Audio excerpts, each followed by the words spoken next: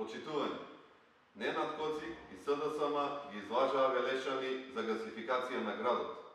Ненад Коцик, како носител на советничката листа на СДСМ на претходните избори, им ветија на граѓаните на Велес дека ќе биде спроведен газ до нивните домови, а на компаниите до нивните фабрики во индустриските зони. Па затоа сакаме да ги запрашаме господата од власта до каде е гасификацијата на Велес. За волја на вистината, Ненад Коцик лажеше и ветуваше се и сешто. Се со цел да дојде до функција до која ќе може да ги задоволува само партиските интереси. А од гасификацијата на Велес нема ни трак. Нема ниту едно метро цевки поставено. Господине Коцик, зошто ги лажевте Велешани? Зошто не бевте искрени со нив и реално да им ја кажете вистината дека не сте способни да го гасифицирате Велес? Треба да испаднете пред граѓаните на Велес и да им се извините за сите лаги што ги кажавте во претходната кампања. Да побарате извинување што заудно трошевте народни пари за директор кој ништо не работеше, а земаше екстремно висока плата.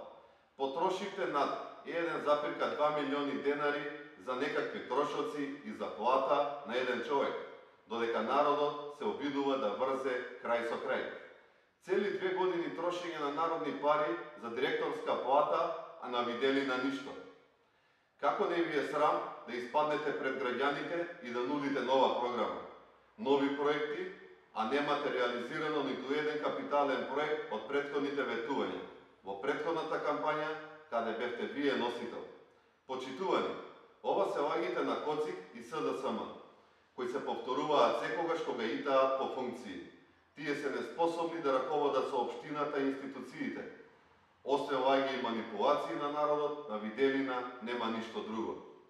Затоа народот ќе ги казни на 17 октомври со огромна разлика.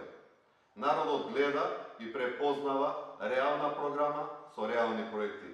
ВМРО, ДПМН и коалицијата не ветуваат нешто што не може да се реализира. Врз тој принцип беше направена и програмата за предстојните локални избори составена од 213 проекти. Проекти кои се произлезени директно од секојдневните разговори со граѓаните. Тие го препознаваат тој искрен пристап и затоа на денот на изборите мудро ќе одлучат и ќе ги казнат погубните политики на Ненад Коцик и СДСМ и ќе гласаат за редниот број 7. За Марко Колев за градоначалник и Зоран Љутков како носител на советничката листа на ВМРО, ДПМН и коалицијата.